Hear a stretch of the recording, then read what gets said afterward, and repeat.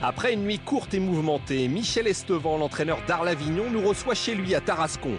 Le magicien, comme on l'appelle, ne fait plus de prodiges. Son équipe, au plus petit budget, est déjà dernière du championnat. Et pourtant, le moral est bon. Tout peut arriver.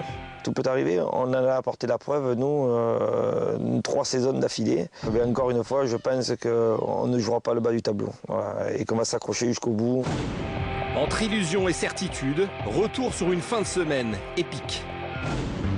Le Stade Fournier en Arles accueille comme d'habitude l'entraînement du club provençal. À 37 km, dans un autre département, le Parc des Sports d'Avignon est homologué, et ce à 48 heures seulement du premier match de la saison à domicile.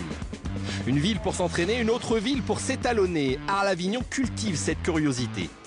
2 nouveaux joueurs sont arrivés cette semaine, soit 14 recrues au total en 1 mois et demi seulement. Le plus connu, c'est Kamel Meriem, l'ancien meneur de Bordeaux, Marseille ou Monaco, retrouve la Ligue 1 avec simplicité. À l'entraînement, le sourire est sur tous les visages. À 1 heure du match, la tension dans le vestiaire fait son apparition. Derniers ajustements, derniers conseils prémonitoires. Et vous regarderez après derrière, là, sur le tableau, les joueurs que vous devez prendre sur les coups de pied arrêtés. Vous irez voir et vous lâchez rien. Aux abords du stade, à 30 minutes du coup d'envoi, les supporters angoissent. Très étonné, voilà, très surpris, mais on croit en eux, on ne croyait jamais notre vie que ça y monterait en Ligue 1. Quoi. On va souffrir, mais bon, c'est bon de souffrir quand même. Ah, ça fait stresser là.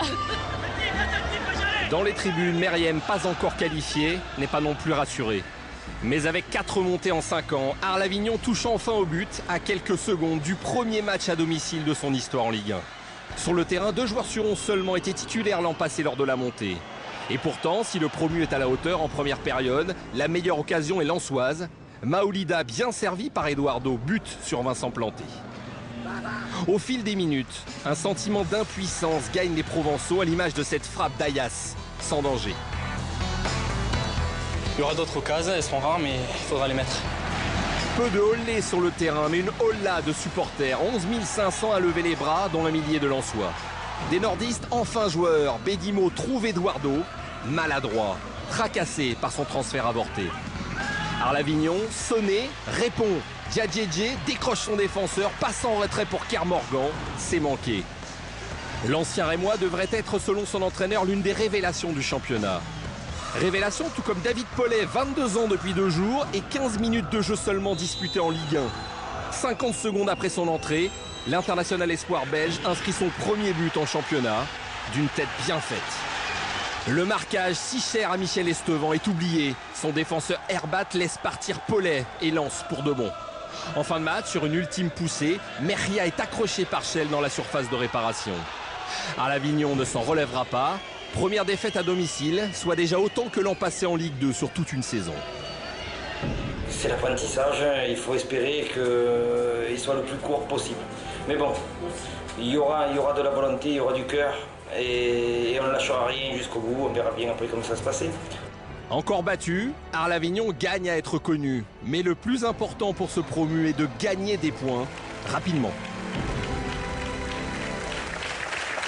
Guy, vous étiez en Avignon hier soir. On a le sentiment qu'ils vont devoir jouer 38 matchs de Coupe de France pour s'en sortir, les Arlésiens et les Avignonnais. Impréparation totale. Il y a un joueur qui est arrivé, qui jouait, qui est arrivé 48 heures avant. Il y en a un qui était en sélection du Sénégal, il est arrivé 1 heure avant le match. Il n'a pas joué. L'entraîneur n'est pas un entraîneur en ce moment, c'est un sélectionneur. Alors laissons-lui un petit peu de temps pour assembler tout ça. Il a du talent. Je pense qu'il va y avoir la fraîcheur de la nouveauté. C'est un peu une espèce de sélection de l'UNFP. C'est des joueurs qui n'avaient pas de contrat ailleurs. C'est des joueurs, les chômeurs. Pas des bons contrats. Donc ils vont être très contents d'être là. Et là, il n'y aura pas de problème comme on en a décrit tout à l'heure. Il faut se dépêcher parce qu'il y a toujours au moins un promu qui redescend tout de suite. Hein. Et quand pour l'instant, c'est Boulogne. Mais alors on peut dire qu'il y a 2 promus qui se sauvent. C'est Boulogne avec du soleil, quoi.